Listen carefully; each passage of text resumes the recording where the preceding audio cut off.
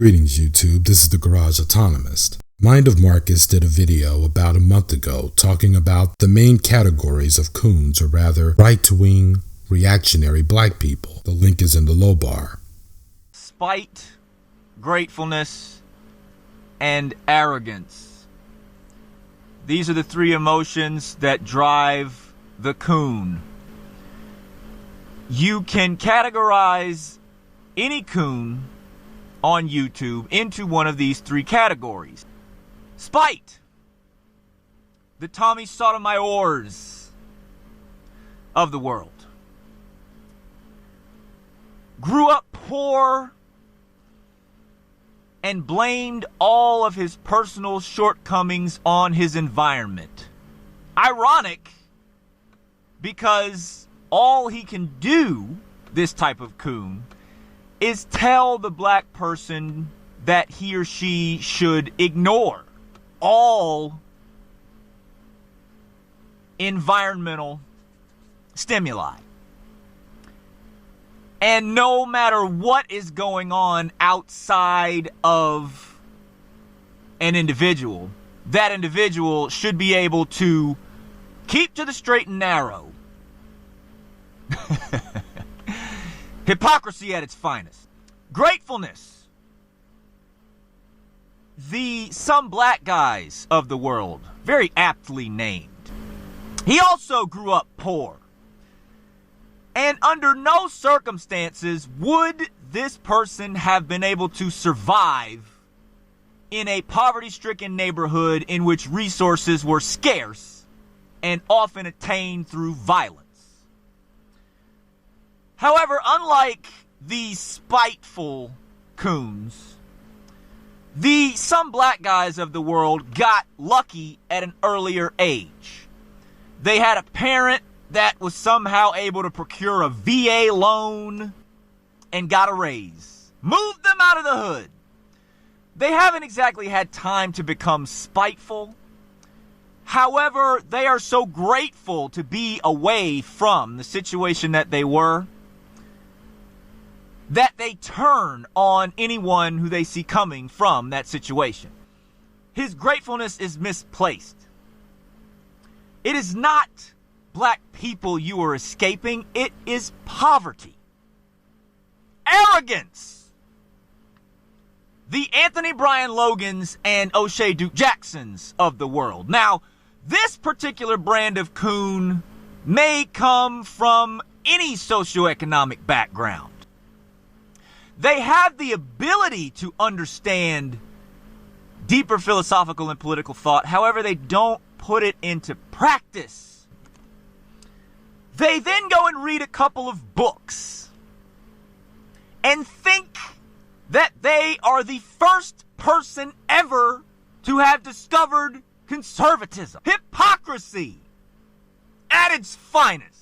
In all categories, despite class differences, the main commonality shared by the three types that make up the coon's psychological profile is a feeling that they are the exceptional black person, that coming from the black community, possibly born poor, or maybe not raised poor in the black community, that their exceptionality is based on a basic set of morals and norms harkening back before the 1950s, as if the rest of the black diaspora is made up of complete savages. They believe that because one of them might listen to Chris Stapleton or some lame Muppet version of a metal band, that they might wear guyliner or hang out at the shooting range with Bubba, or that they like sandwiches with mayonnaise, that this makes them the black exception.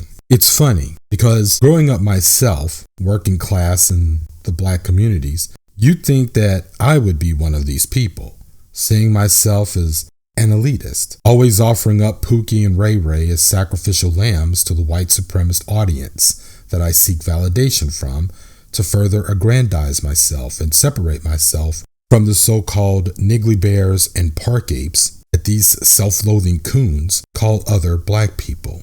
Yet, I'd rather fucking die before I do that.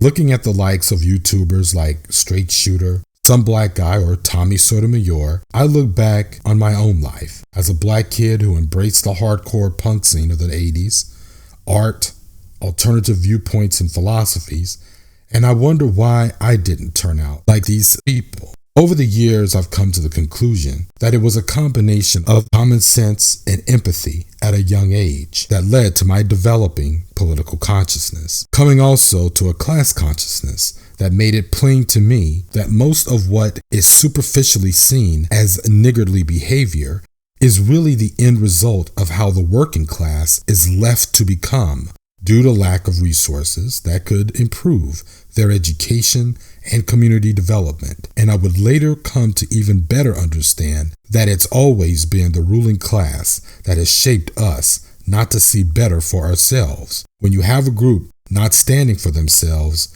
they will fall for anything.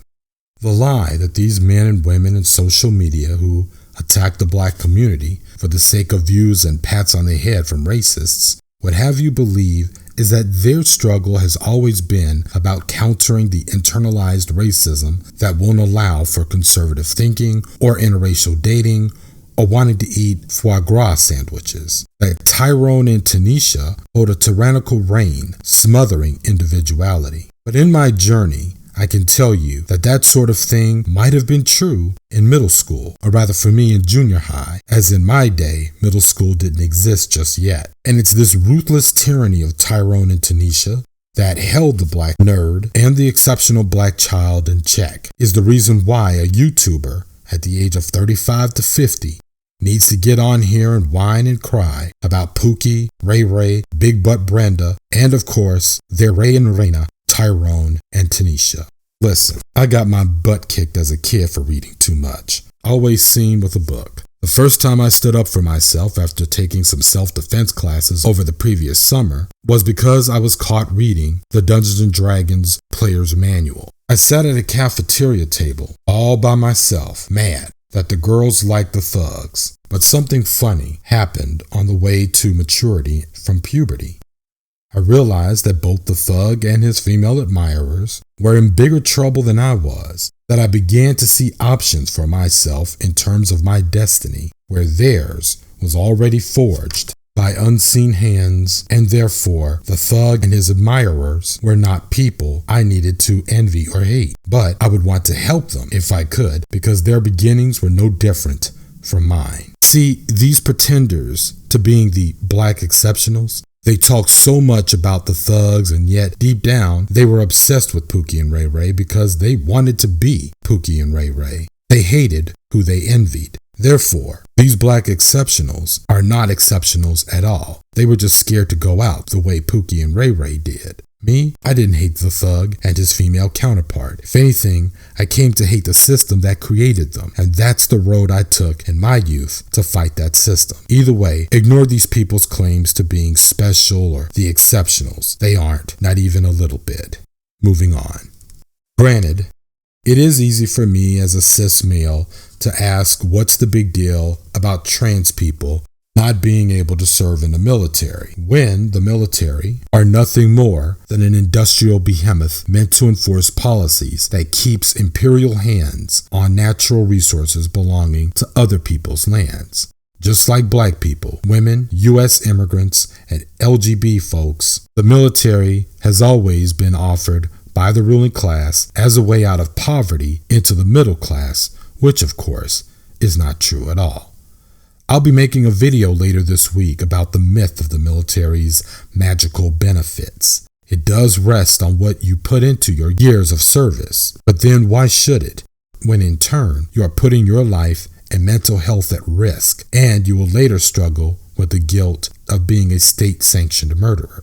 Trans people are one of the many people under capitalism, patriarchy, and white supremacy who experience discrimination and hate crimes. Yet, they are also used by the rulers as a convenient tool at the disposal of the ruling class to serve their ends in one way or another. One way is no different than people of color, women, lesbians, and gay men as soldiers, and you become soldiers trying to eat or make a better life for yourself. It is your choice to join an organization that is a weapon used against other poor people. But know that patriotism, fighting for freedom, is all propagandist lies used to justify Exxon and other corporations to make a profit or keep their profits. I will stand with you as an ally when you are denied the right to get an education, employment, homes, when pigs target you for harassment, or roving groups of thugs come for you to commit acts of violence. Your fight to become a member of a terrorist organization, I'm afraid you're going to be on your own with that walk. Drive home safely from the lounge.